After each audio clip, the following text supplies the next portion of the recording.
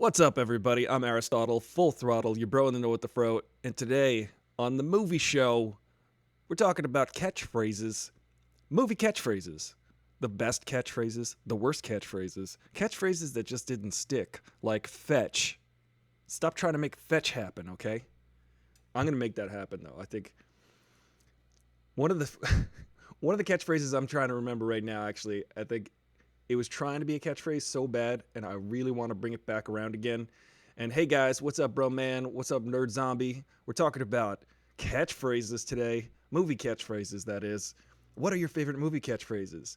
And we'll get the big ones out of the way right away, I'm pretty sure. If you guys are on YouTube at AristotleFullThrottle.com, you can go over there to subscribe to my YouTube, or you go to Aristotle Full Throttle on Instagram and follow me there. And every day at noon, we talk about stuff, usually movie stuff. Fun, exciting, enjoyable, inspiring movie quotes. Not just quotes, but today's catchphrases. Bring your coffee. Just take a sip, relax, jump in. I got rotini. Rotini! I know, that annoyed me too. Listen, guys. Does Avengers Assemble count? Broman wants to ask. Of course it does. What are you joking? What are you kidding? That's like the best catchphrase. I gotta tell you, when I watched Avengers Endgame 1 year ago today, probably not, probably 1 year ago the other day, I got so excited I leapt out of my seat. I actually was sitting there in my seat watching Avengers Endgame. And this is kind of a spoiler for anybody who hasn't seen Avengers Endgame yet. I don't know why you haven't seen it. It is literally the biggest movie that has been ever made. And all of the Avengers movies teased this line. And if you know anything about Avengers, if you're a nerd, if you're like me and you read comic books and you're a nerd, you read Avengers comic books growing up, and what Captain America said, or the Avengers, what they did when they got together is they said, Avengers Assemble. This is their catchphrase. It's amazing. It's an amazing catchphrase. It's like Excelsior. It's like when Stan the Man Lee himself would say Excelsior, because he was trying to bring that word into the lexicon really hard. And you know what? I'm going to carry it on in his honor. They teased this line. Captain America always said this in the comic books at the end of Age of Ultron. Was it Age of Ultron or was it Civil War? Which one was it, guys? No, it wasn't Civil War. It was Age of Ultron. They teased the line right before the credits. Captain America says Avengers, and then it cuts to black. And I was like, oh man, they're going to save that catchphrase for later. They're going to show us that catchphrase in a later movie, in an iteration of this at some other point, but they just did not want to give it away now. And then, of course, in Avengers Endgame, there's that great big battle scene, which is fantastical. Literally fantastical. And because there's aliens, and it's like kind of a dreamscape. But what happens is they all gather around Captain America, and the camera does this big sweep pan across all of our heroes and zooms in. It doesn't zoom in, it just kind of lands on Captain America's face, and he says the line, Avengers Assemble. And I lost it. The theater lost it. We all went crazy. We were committed. There was a paddy wagon outside. They just threw us in it after that movie because we were so excited after watching the insanity that ensued right after that. But let me tell you, there's never been, I don't know, and you could change my mind on this, I don't know if there's ever been a better moment where it all comes together in like a big Hollywood action movie. I can't think of a better movie. I can't think of a better movie than Avengers Endgame. I can't. It's impossible.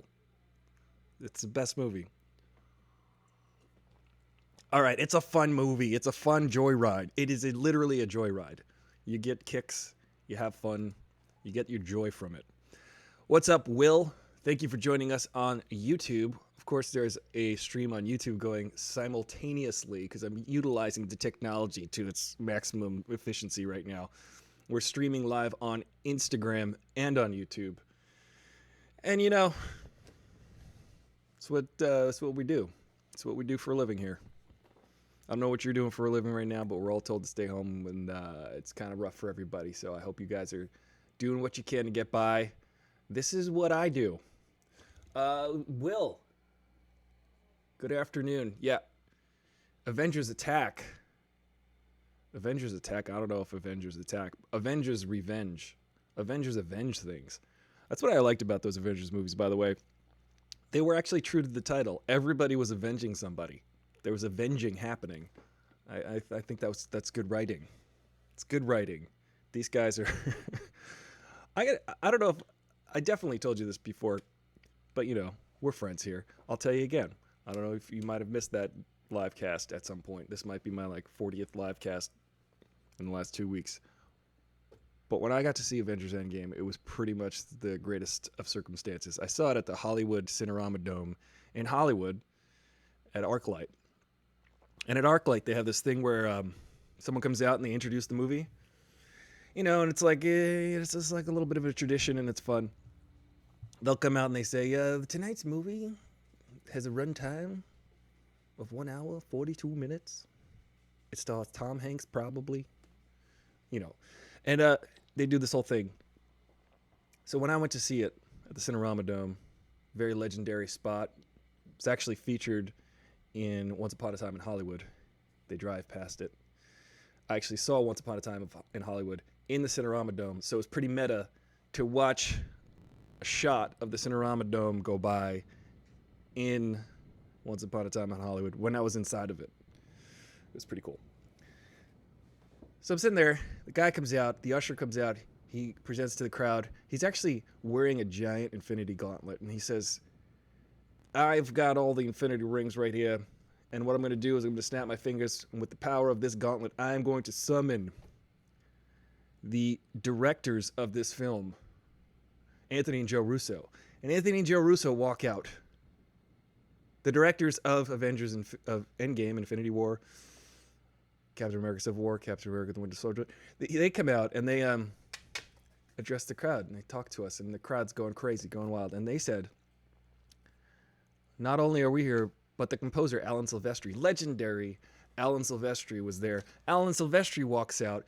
If you don't know who Alan Silvestri is, then you didn't see the movie Forrest Gump. You didn't see the movie Back to the Future. You didn't see the movie Predator. You didn't see... he's got a million movies that you've definitely seen. Let's look up Alan Silvestri.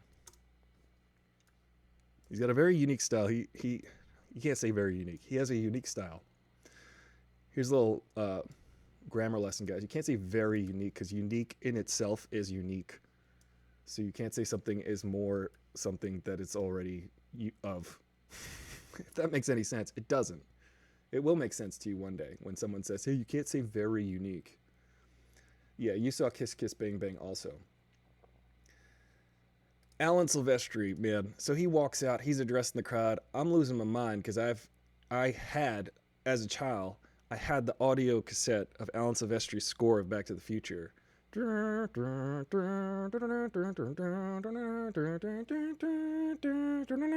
goes like that. It's played on the mouth trumpet. Pretty sure. Castaway, What Lies Beneath, Lilo and Stitch. I mean, that's Van Helsing. The man composed the soundtrack for Van Helsing. What would we do without him? G.I. Joe, the A-Team. All right, I'm going to stop reading his credits. So he comes out, and then he introduces the writers of the film. I'm sitting there in the Cinerama Dome, packed to the gills, with Anthony and Joe Russo, the directors of the film, Alan Silvestri, the composer of the score, and then here come the writers. And these writers have written like 7 of the 22 movies in the movie, the MCU. And then, of course, all of them introduce the head honcho, the producer, the guy who's brought it all together, Kevin Feige, apparently. This guy is the job you want when you grow up a nerd. When you're 12 years old and you want to be like and you're playing with your action figures and your comics, you're like, I want to be Kevin Feige when I grow up because I want to make this all a reality. And he did. It actually worked out. It's funny. I was actually, when I was a child, at age 10 or 11, reading these comic books, I was like, oh, by the time I'm older, I probably won't like comic books anymore. Boy, was I wrong. So that was a very amazing experience seeing Endgame. And then right at that catchphrase moment, when Captain America says Avenger, he shouts Avengers. I just looked around. I was like, he's going to say it. He's going to say it. He's going to say it, guys. Get ready for it. And then he said assemble. And then my I thought of 10 things to say that are probably not appropriate. But that's a great catchphrase. Thank you for bringing that one up. You ever hear this one? You ever hear this catchphrase? I prefer salad. No? Probably not. I just made it up. I think that's a good one, though. How would you use that catchphrase? I prefer salad. You know how I'd use that catchphrase? Let's just make up catchphrases for the rest of this hour. I would say there would be like, okay, you're at a steakhouse, right? And they're called the Anti-Climate Steakhouse, and they're like a Bond villain, right? And James Bond type character walks in, and they're like, would you like the ribeye? And then I would say, as the James Bond character, I prefer salad. And then the crowd would go wild. That would be impressive. Because the crowd would be, they'd be very proud of my choice to protect the environment. Stuart Little. Alan Silvestri also composed the music for Stuart Little. You know who wrote Stuart Little? This might come as a shock to you, and it might amaze you at the same time. Or you might not even care at all. The writer of the screenplay of Stuart Little is M. Night Shyamalan. You're welcome. Not only did Alan Silvestri compose the music for Stuart Little, but he did the music for Stuart Little 2. Oh, and Made in Manhattan with Jennifer Lopez. Because I'm just thinking about Made in Manhattan, and that's kind of funny because it's like, oh, well, Jennifer Lopez, she's Puerto Rican. That's almost Mexican. Let's make her a maid. Good God, Hollywood. What is wrong with you? Hey, M. Hattrero. Meanwhile, Jennifer Lopez is a triple threat. She's a dancer, really good dancer. She sings, too. There's recordings of her singing. And she's also in movies. But let me just tell you something. She's a really good dancer. She's a 1.5 threat. I'm cracking myself up over here. What's up, Jimmy James Cordova? I hope you guys are all like Jimmy James and are patrons of my Patreon, which you can find at patreon.com/AristotleFullThrottle. It's very easy to find. Like this show, every day at noon, we talk about movies. Today we're talking about movie catchphrases, and I believe Jimmy James Cordova proposed we talk about this on yesterday's show, and I'm glad you did, because I'm having a blast. I'm having so much fun. What's your favorite catchphrase from a movie? What's that line in a movie that you just kind of lost your mind? Yippee-ki-yay, Fuddrucker, says Will. That's a good one. That's a good one. There's cars. My ride's here. Avengers attack. Let me catch up on Will's comments here. I kind of had that behind another tab. Sorry about that, Will. I don't like to put Will in a corner like that. Will's over there on YouTube. Yeah. Well, I feel you, man. I do like his lowered voice when he says he's exasperated. He was himself. I could do this all day. Yeah, that's pretty great. Yes, we know that Cap's catchphrase, and I love his catchphrase. He does say it in all of the movies, in all the Captain America movies anyway. He says, I could do this all day, which is phenomenal. He kind of says it implicitly when he puts his shield back on after being summarily defeated. But he's not. He's never defeated. He's got the will of 1 trillion humans and a tight-fitting suit.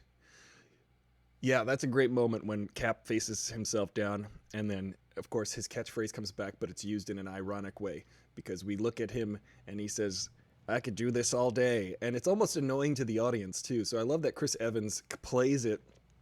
You know, actors don't play things in certain ways. He was being sincere. He was saying, I could do this all day. But in the way that it's framed, in the way that that scene is framed, it's very funny because we're watching it from one Captain America's point of view, not the others. So when you hear Cap say it to Cap, it's pretty funny. What do you think about that? Yeah, I know. I can do this all day. I can do the show all day.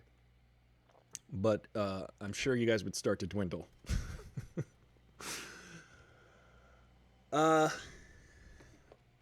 Yeah, Will is... I'm going to tell you something. Will has been a stalwart of Aristotle Full Throttle. I'm gonna do a little side tribute to Will here. Will has been watching this show for years. Will has been on it. Will has brought insightful discussion. He's brought questions every day. Pretty much, I can't think of a day I did this live stream where Will wasn't actively participating and helping oil the wheels of cognition along with this coffee. But Will, here's to Will. I think we could all like pour one out to Will right now, even though he's fine. He's over there. He's not dead or anything. But Will, you're a champion. You are the champion. You are the Captain America of Aristotle Full Throttle. And I'm just like, I'm maybe the Jarvis. Maybe. But, you know, eventually I get to become Vision. So that's cool. One of my favorite things about Vision is when Vision was born, I just want to say thank you, Will. Thank you. I appreciate you. And I appreciate you guys too over on Instagram. You guys have been supportive. Let me scroll up here. Jimmy James, Mahataru, Kelsey, Alabama, Mo Watkins, Miss Mo Watkins. Sorry, I forgot your title. Nerd Zombie, bruh man. Y'all are full throttlers. Some people are just throttlers. You're full throttlers. You guys have been here. You're supportive. You're kind. You're helping out. You're helping the show. You're helping the cause. One of my favorite things about Vision is when Vision was born. If you remember Avengers: Age of Ultron, a lot of times comic books have reasons. Well, they don't have reasons. The reason why things look the way they do in comic books is because pretty much they look cool. They're drawn that way. They're colorful and they're eye-catching. And that's always pretty cool. However, Vision and the idea of having capes and stuff is not like... The whole idea of having a cape, Superman had a cape so that the artists could illustrate his motion through the air. Because otherwise, he's just like posing. So if you show a cape, we innately pick up on the physics of the movement. What's up, Do Not Follow Me? I'm serious. You are a champion also of this show. You come here pretty much every day, I think. Today we're talking about catchphrases, just to catch you up on that. So using a cape in comic books makes sense because visually it's striking. Visually we can innately pick up on the physics and the movement of what's happening visually. In movies, it's like, why are you wearing a cape, bro? That's silly. What are you tying like a towel around your neck to pretend it's a cape? Like, what are you, 5? The reason why Vision has a cape, and it's pretty subtle and cool if you watch Avengers: Age of Ultron. Vision is born. He's startled by his own birth. He's like, uh-oh, I'm a thing now. The first thing Vision sees is Scarlet Witch. Of course, he falls in love with her. They fall in love with each other. Then he looks outside. He sees like the whole world. And then he looks at Thor, basically his co-parent. His parents are Jarvis, Tony Stark, Bruce Banner, and Thor, pretty much. And Ultron are all his dads. That's like on his show, My 5 Dads. That should be his TV series. But he looks over. Vision doesn't have a cape when he's born, but he looks over at Thor, who's one of his creators, and he just takes a visual cue. It's a very subtle moment. Watch this in Age of Ultron if you ever feel like watching that movie again. It's not that great. It's okay. He looks over at Thor and then turns his head back and then grows a cape because he's copying Thor. It's like a duck. He's imprinting. He's looking at his dad and saying, "You're my dad. I need a cape now just to look like my dad." So basically, Vision has daddy issues.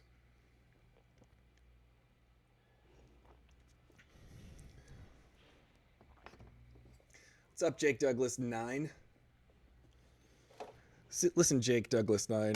Apparently, all of the Jake underscore Douglases 1 through 8 were taken, and you decided to land on 9. Unless 9 has some specific reason that you like it so much.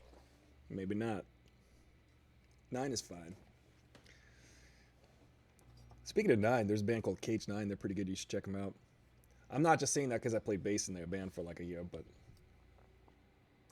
they're good. They're just good. That's not even self-promo. That's just my friends. They're good. You should check them out. The Cape moment was pretty funny, says Will. Catchphrases, guys. We haven't even struck gold yet. We're just talking about minor ones. What is the best, most used catchphrase in cinema history? Man, I should stop putting carbonation in my coffee. You know, what is it? Have you guys heard this guy? He's an Austrian dude. He's pretty muscular. I don't know if you've heard of him before, but he's an actor also. I've actually worked with this actor. Very famous Austrian bodybuilder. His name is Roland Kickinger. Actually, I'm not joking. There's an actor named Roland Kickinger, and Roland Kickinger played Arnold Schwarzenegger twice in 2 movies. And one was a made-for-Lifetime movie where Roland Kickinger played Arnold Schwarzenegger, and he looks like him, and he's gigantically muscular, just like him. And the name Roland, get this, that happens to be an anagram for Arnold. I like looked at the name. I'm like, Roland, you could spell Arnold with that. Maybe Roland Kickinger is Roland Kickinger is Arnold's like alternate universe self. I did work with Roland Kickinger, and he is a gigantic man. I worked with him on a movie. Let me find out the title of the movie, because a lot of times I work on these movies as a set photographer, and they change the title after I've worked on it. But so I have to check my own IMDb to see what the heck movie I worked on. But here's a fun story from set. Not that fun, but Groomzilla.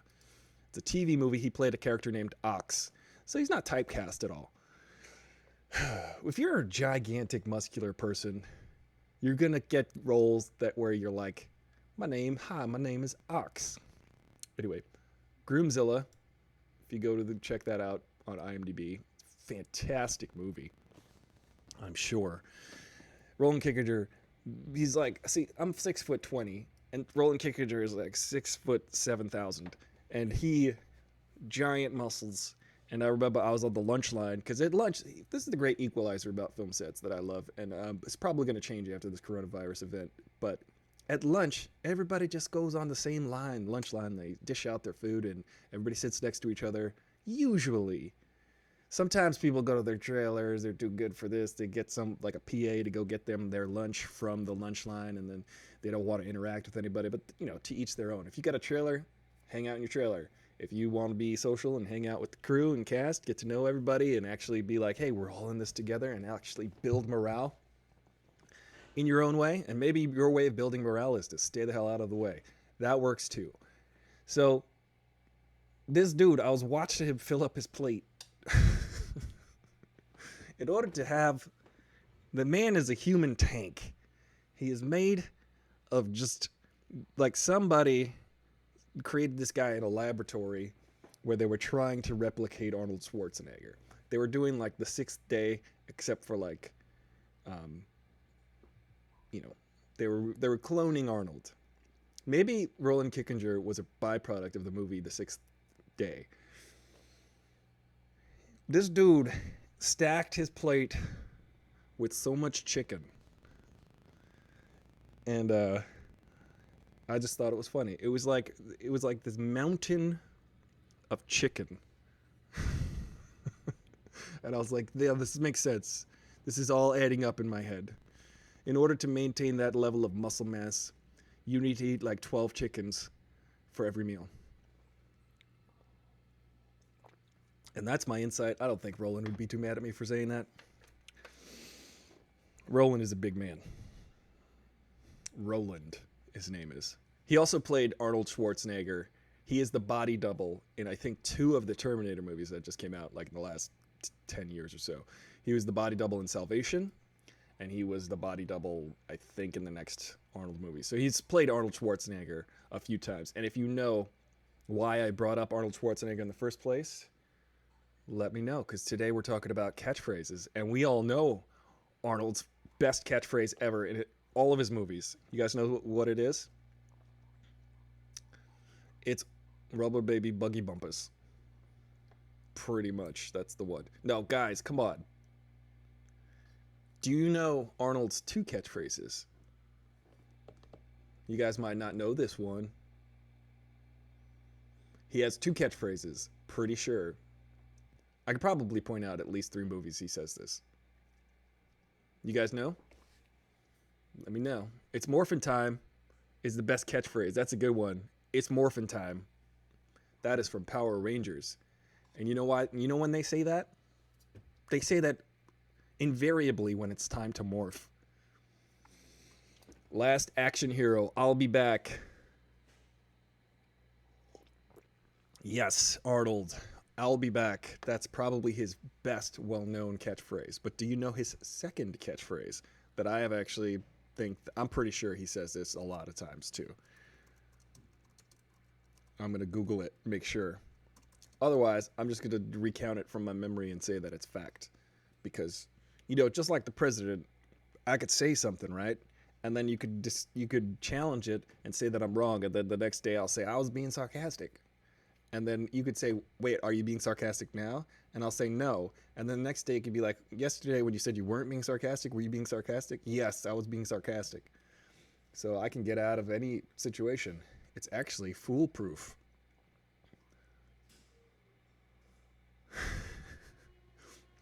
No fool can get past that. Let me see if I found it here.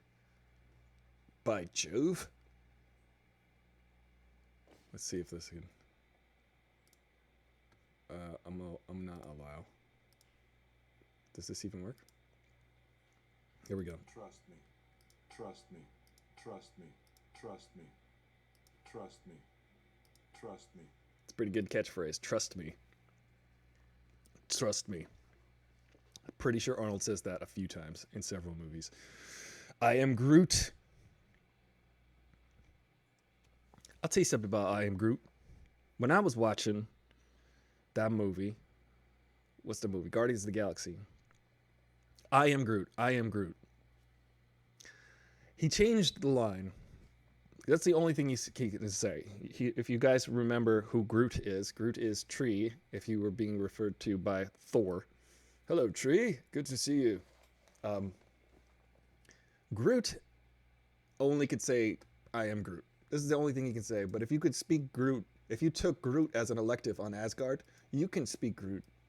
You can understand what he says by the intonation or whatever he's saying, but he can only ever say, "I am Groot. I am Groot. I am Groot. I am Groot." But in Guardians of the Galaxy, his character grows, so to speak, because he's a tree. His character arc lands when he protects all of the Guardians of the Galaxy by growing over them, and then there's an explosion and he protects them, and they're like, "Groot, stop, why are you doing this?" And he says, and I wanted him so badly to say, "I am Groot," because the thing, it would have shown that his character did grow, even though he said the same line over and over, but he changed the one word to "We are Groot." He changed the 2 words. "We are," and I'm like, God, it would have been a more perfect opportunity, but I guess audiences are too dumb to, I don't know. Audiences are fine. I think it's studio executives who are too dumb to think that audiences won't get things, and that's why they change things. But when Groot protects everybody and he says, "We are Groot," I'm like, oh, you just sort of said "I am Groot" again, because then we would have understood your character on a deeper level, because it's like, why are you doing this? And he's like, "Because I am Groot." It would have been fantastic. It would have been the opposite of the Scorpion and the Frog fable. If you guys know that Scorpion and the Frog fable, It's a very useful fable that I have used throughout my life. So there's a frog, right? And he's on the edge of a riverbank, and the scorpion comes up to him and says, "Hey, frog, can you carry me across this river? I just need to get to the other side. But when I get to the other side, I'll reward you greatly," or something like that. And the frog says, "No, man, you're a scorpion. You're gonna kill me. You're gonna eat me." And then the scorpion says, "Bro, if I hop on your back and I kill you, if I stab you, we'll both sink and we'll both die in this lake, in this river." Frog's like, "Well, that's sound advice. That's sound logic. I'm going to follow that. Why don't you hop on my back? I'm going to float across this river and get us both to the other side." And then they get the scorpion jumps on the frog's back. The frog starts swimming across the river. And then sure enough, the scorpion stings the frog. And they're both sinking. And they're both dying. And the frog, in his dying breath, as he's paralyzed, sinking with the scorpion on his back, they're both surely going to drown. Frog says, "Why did you do that, bro? Why did you sting me?" And the scorpion says, "'Cause I'm a scorpion. That's what I do." So you got to watch out for the scorpions. Or if someone tells you they're a scorpion, believe them the first time. That's a Maya Angelou quote. Direct Maya Angelou quote. Yeah, we don't want to abuse Arnold's phrases. There's too many phrases. "I am Groot. Come with me if you want to live." Yes, that is a catchphrase for all the Terminator movies. Somebody in all of the Terminator movies says the line, "Come with me if you want to live." That is true. In the first movie, it's Michael Biehn's character, Kyle Reese. He says, "Come with me if you want to live." And in the second movie, Arnold says that to Linda Hamilton, "Come with me to want to live." Out of all of the movies, somebody says, "Come with me if you want to live." It's a pretty good option, you know. It's like, do I want to live? Yeah, okay, I'll come with you. No, I don't want to live. So the funny thing about the phrase "I'll be back," I was recently watching Arnold Schwarzenegger recount all of his roles and talk about all of his favorite things about his roles in his movies. You can watch that. I think it's like GQ or something like that on YouTube. And Arnold is very funny, but he doesn't know it. That's the cool part of it. Sometimes I love when people are really hilarious and they don't know it. But Arnold is recounting different moments of his career, and he's like, "When the time I said, and I was in the movie Pumping Iron, and then they asked me, you know, I don't drink milk, I drink beer. The reason I said that is because I think that milk is for babies and that I like to drink beer." So everything that Arnold said was just him retelling every scene that he was in. They would show a scene from Predator when he throws the knife into the guy and then says, "Stick around."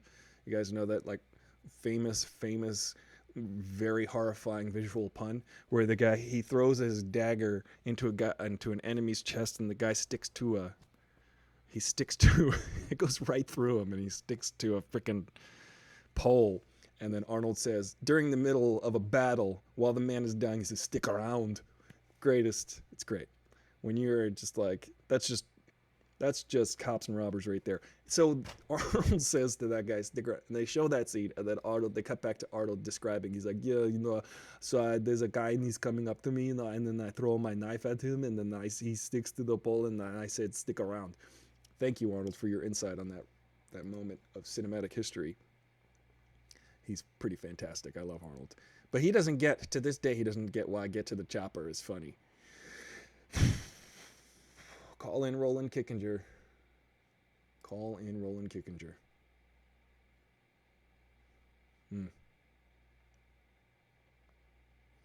Listen, Alan Silvestri also composed the music for Stitch the movie. He did Lilo and Stitch the movie.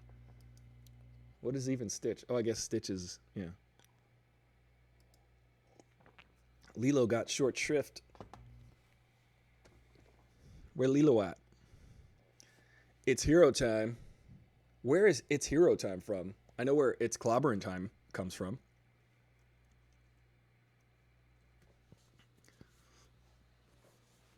It's clobbering time. Who knows whose catchphrase that is? And back in the 60s, when they were coming up with these catchphrases, they weren't spending too much time on it. They were like, don't think about it. This will not be enduring intellectual property for decades to come. Just write it down. And then sure enough, like 50, 60 years later, we're still telling, still telling these stories. Yes, it is the Thing from Fantastic Four. Which, by the way, I mean, Fantastic Four, I never really, I hate to say this because I'm probably wrong, but the Fantastic Four, it's never been like super, I've never really loved the Fantastic Four. I always thought they were kind of like cartoony and kitschy and whatever, but I could be wrong. They could make a version of the Fantastic Four, maybe not Four-stick version, but they could probably make a version of the Fantastic Four that is watchable, because a lot of these characters, if you don't know this, I'm going to walk you through a little bit of the history of the Marvel Cinematic Universe. When Spider-Man was bought back in the early 2000s and Sam Raimi made the movie Spider-Man, it was kind of a proof of concept that you can take these properties and make them big budget Hollywood movie magic and make lots of money, because that's what the executives want to know. They want to know if they can make lots of money. So Marvel sold its biggest character, Spider-Man, and they made it into a movie. And then, of course, Marvel also had sold their Fantastic Four property to 20th Century Fox, and Fox was like trying to make Fantastic Four movies that were not that great. And then Marvel only had a few characters laying around left over: Iron Man, Thor, Captain America, and the Hulk. And they were just like, well, I guess we can make an Avengers movie, but people don't really know these characters. They're not in the forefront of the zeitgeist. They're not in the zeitgeist, these characters, as much as, say, Spider-Man or Superman or these gigantic monolithic superheroes. So when they made Iron Man, they had to really get us to like Iron Man. They had to really work at introducing the general public to a character like Iron Man, to a character like Thor, to the point where they have become gigantic household names.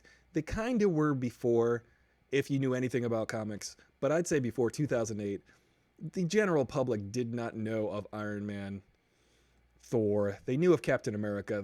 They didn't realize how much you could do with Captain America. And I would say that if they could do that with the Fantastic Four finally, I would probably be on board. Oh yeah, Rambo, I'm your worst nightmare. That's a good one. I'm your worst nightmare. What's Rocky's catchphrase? Yo? Rambo and Rocky are two sides of the same Stallone. Will is in both rooms. Nice. I appreciate the participation, the double participation. If you're on YouTube, youtube.com/Aristotle Full Throttle or AristotleFullThrottle.com, like this video if you can on YouTube, because it helps my algorithms. It helps Josie and the Pussycats and the algorithms.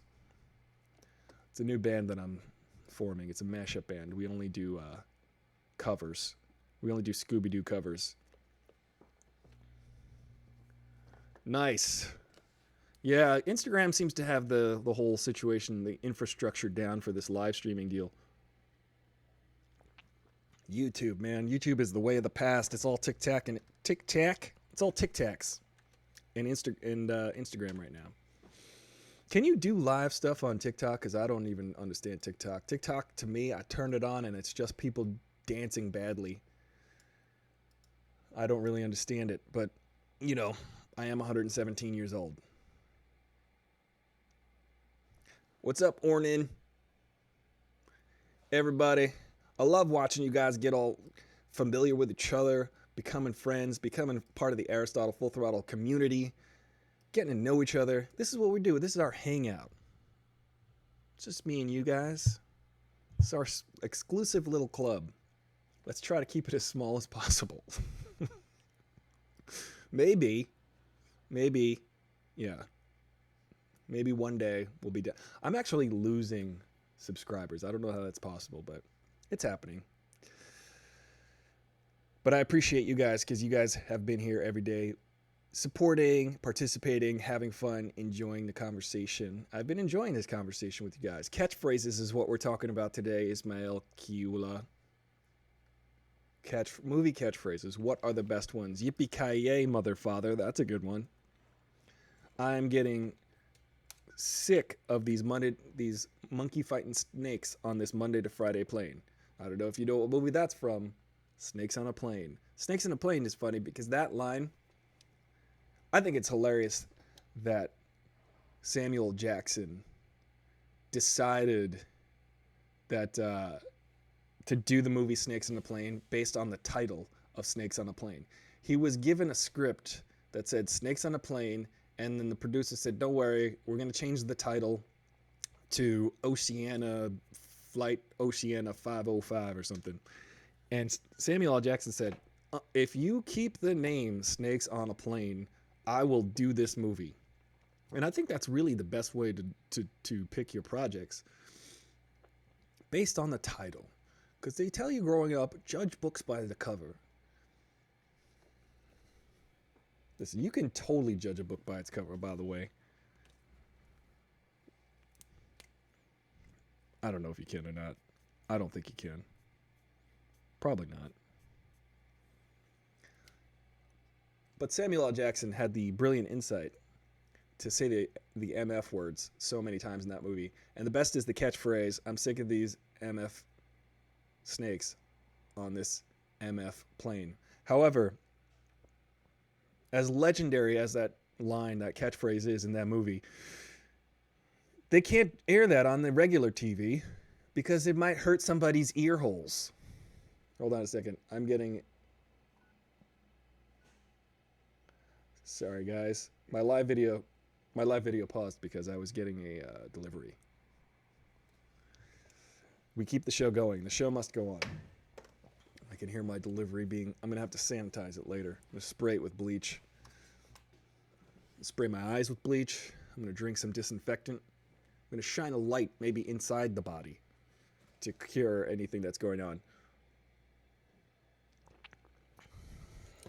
Oh, Tyson Birdman brings up an excellent question about this discussion, and we should really parse this issue. What's the difference between a catchphrase and just a good one-liner then? I would say that the catchphrase... Ooh. That's a great question. This is up for debate. I'm wondering if a catchphrase is the moment where they kind of say a thing just to sprinkle in, just to shine up the... But that's a one-liner too. I guess a catchphrase has to be more than once. Maybe that's the difference.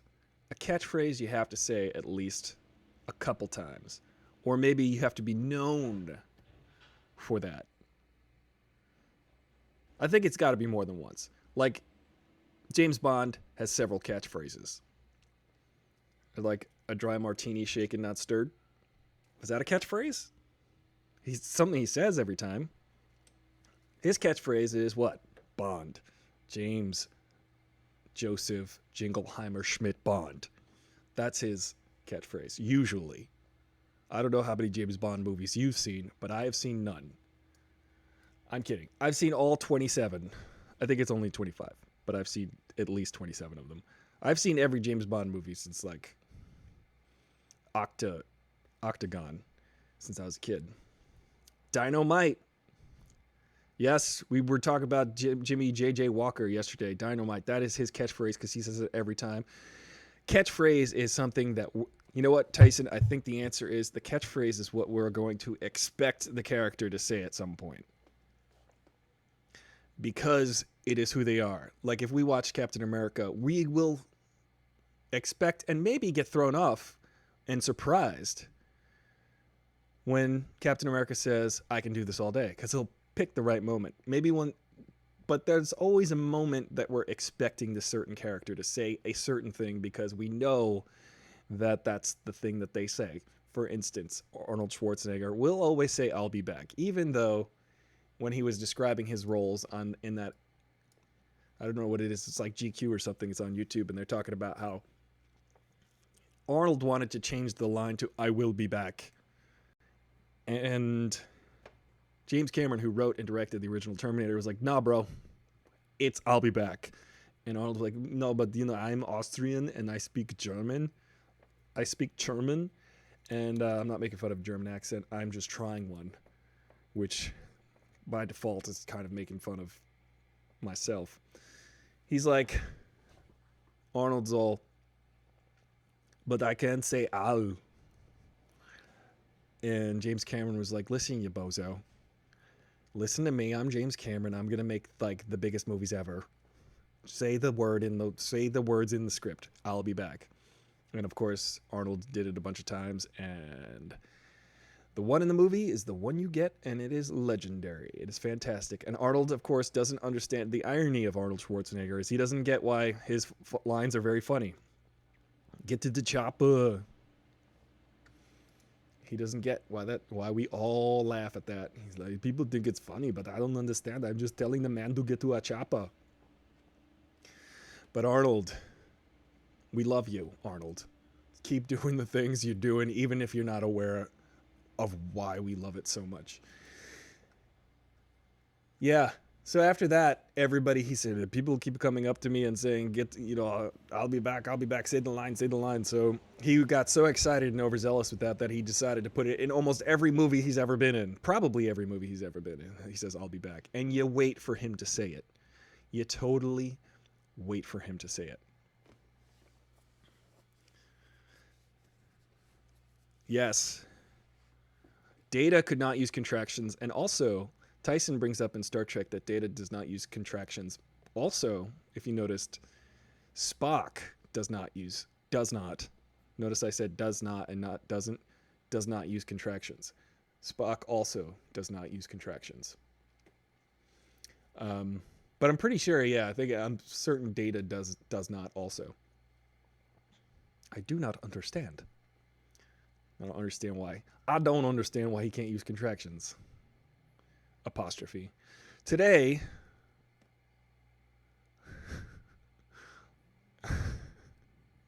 engage. I'm Batman and James Bond. Yeah, I'm Batman. When Christian Bale says that in Batman Beyond, that's pretty good. Pretty good. He says that to Falcone. When Falcone is like, hey, he begged like a dog. And then he's like, I'm Batman. I'm not wearing hockey pads. Everybody knows that is the best Christian Bale Batman catchphrase. I'm not wearing hockey pads. That's the one I say anyway. Whenever I quote The Dark Knight, I say, I'm not wearing hockey pads. I hope Tyson brings up a good point.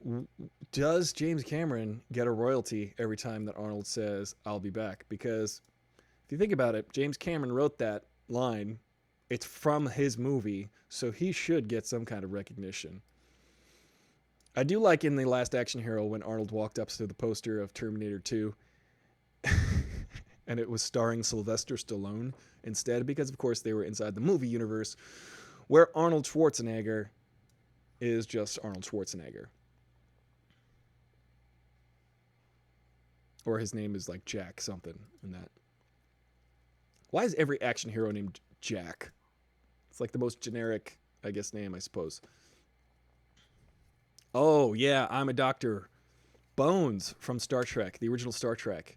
Bones had a great catchphrase, which is, I'm a doctor. And he would also say, damn it, Jim. Yeah, he'd started out with, damn it, I'm a doctor, not an arbitrary random job title. Thank you, Will, for that. That's true. Bones. He'd also say, he's dead, Jim. Every time. He'd find a body, a dead body usually, and he'd say, he's dead, Jim. He's dead, Jim. Damn it. I loved Star Trek IV, The Voyage Home, when there are great lines in that movie, which do kind of resonate now that time has passed since 1987 or whatever that movie came out. But they go back in time from the future, and I think Scotty or somebody has an aneurysm. No, it is Chekhov. And they're trying to heal him in the hospital, and they're going to go into surgery to like relieve the bleeding on his brain. And Bones, being a doctor from the future and not using any types of types of invasive surgery, just using all tricorders and different types of magical futuristic stuff, which said the problem is inside his brain. Drilling in his head's not the answer. It's such a great counterintuitive but accurate for future medical technology line. Bones is great. DeForest Kelley, originator of that character, fantastic. Followed up, the actor who plays him, Karl Urban, Keith Urban's brother, I guess. I don't know. Aren't they both Australian? No, Karl Urban is Kiwi, I believe. Keith Urban is married to Nicole Kidman, and incidentally, they clearly have the same hairdresser because Keith Urban's got lots of highlights going on. I wonder how they're holding up during this lockdown. Keith Urban. He's not a bad musician, guys. In my expert musical opinion, Keith Urban is actually a good musician. However, he's also a judge on American Idol, so we gotta there's a little give and take here. I give Keith Urban crap, but, he deserves it. Listen, Nicole Kidman's favorite catchphrase, maybe we'll talk about this tomorrow, film flubs. We've got 9 minutes left, but here are some great film flubs that we could tease for tomorrow. Or just things that stayed in the movie that should not have been there. Like in the movie Days of Thunder with Tom Cruise and Nicole Kidman. One of the 3 movies they are in together. The other 2 are Far and Away and Eyes Wide Shut. I don't know how I know this, but everybody should know this. This is common knowledge. What happens is when Nicole Kidman's character meets Tom Cruise's character in that movie, or someone else's character, but I know it's a scene with everybody in it, but someone says, "Oh, hi, this is Cole Trickle." Cole Trickle is the name of Tom Cruise's character in that movie, and someone says just, "Hi, Tom." And they kept it in the movie. They're like, "Here, meet Cole Trickle." And she goes, "Hi, Tom," because it's Tom Cruise. And she forgot to switch her acting button on. That's hilarious. Another time that happens is in Star Wars. After they blow up the Death Star, spoiler alert. I know you're supposed to say spoiler alert before the spoiler, but they blow up the Death Star and they win in Star Wars. Spoiler alert. After they get back onto the base, Luke Skywalker's character, played by Mark Hamill, runs over to Princess Leia, played by Carrie Fisher, and he says, "Carrie!" He yells her real name, which generally is not advisable when you want to suspend disbelief. Other catchphrases, guys. Flame on.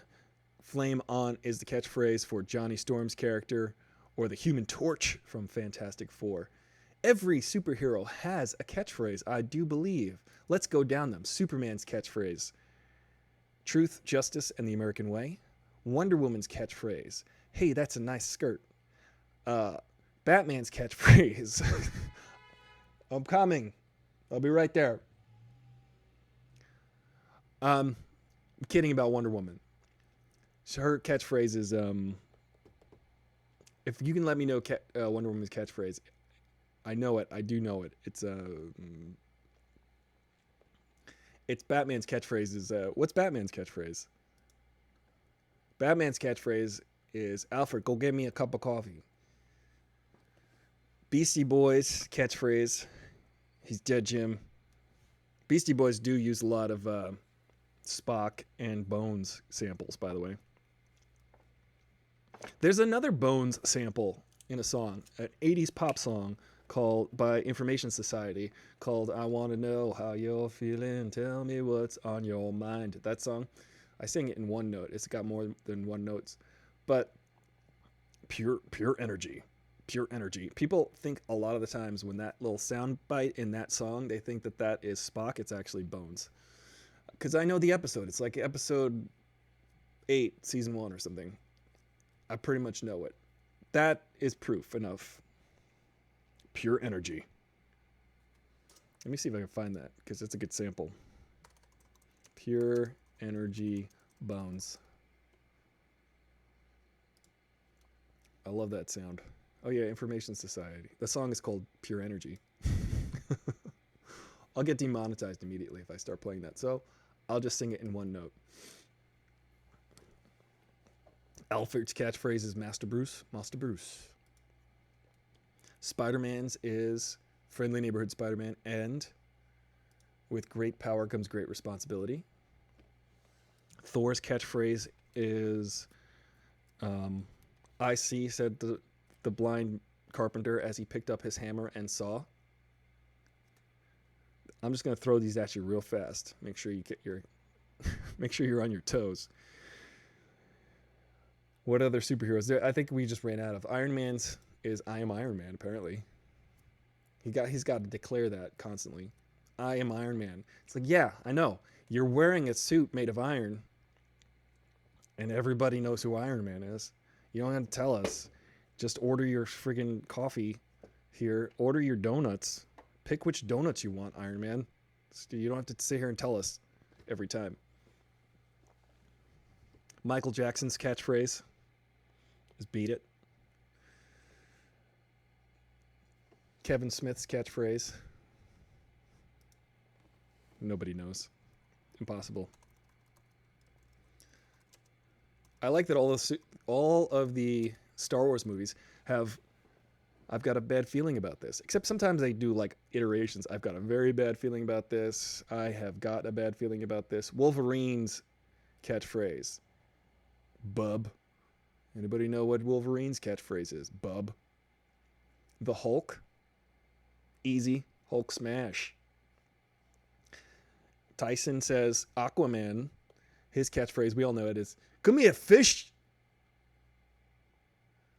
Come on over here, fish. I'm Aquaman. That's his. He desperately screams that. He goes like this. Come here, fish. Aquaman and his fish. I love how Aquaman is kind of like the outlier of superheroes. Everybody's just like, yeah, go over there and play with your fish, Aquaman. We're gonna like take care of business. All right, Aquaman, you're done playing in your fish tank. Aquaman. Thanos. I am inevitable. Green Lantern. Green Lantern is, oh, I'm feeling sick. Now I think we're just making them up. The Rocketeer. The next stop this train. Let's get off this crazy train. That's what the Rocketeer usually says. Let's get off this crazy train. I'm the Rocketeer. Wakanda Forever. We know that who says that one, right? Now we're just going down the catchphrases. What is Wonder Woman's catchphrase? Every YouTuber, Tyson says, hey, what's up, guys? Hey, what's up, guys? I'm a YouTuber. Remember YouTube? Now we're on TikTok. Now we're on Instagram Live. Instagram Live has got a countdown of 90 more seconds. So, guys, tomorrow, join me tomorrow when we talk about famous film flubs, errors in movies that are just ridiculous, that we love, that we point out, and every time we see them, we're just like, I forgive you. Movies are hard to make. Y'all are pulling it together. Movies are a calamitous alchemy. I'm going to just say that. There are so many moving parts in a movie. To this day, it's kind of down to a science, but even science does not yield 100%. There's like error margin in science because movies have a giant error margin. There's always 3 movies that you make. That's what they say. Tyson will back me up on this. Tyson is a producer. There's the script. There's the day, on the day when you're filming, you're like coming up with new ideas on the day. And then there's the edit. At the end of the day, the edit, all 3 stages of those are different movies entirely. You can have the greatest movie in the world in your script, and you could turn it into the worst movie in the world in your edit. But you can rarely do the opposite. You can't take a terrible script and make it into a good movie unless you're kind of a visionary director. So guys on Instagram, join me tomorrow. What's up, Rufio? We're wrapping it up right here. Today we were talking about catchphrases. Tomorrow we're talking about famous film flubs. Good golly. Well, my Instagram story just decided to cut out. Oh yeah, jump the shark moments. Definitely. Tomorrow we're going to definitely talk about jump the shark moments. That'll not tomorrow, but Friday. Tomorrow's film flubs. Friday is jump the shark moments, and I am excited to talk about that. Thank you guys for joining me. I'm Aristotle, full throttle, your bro in the know with the fro.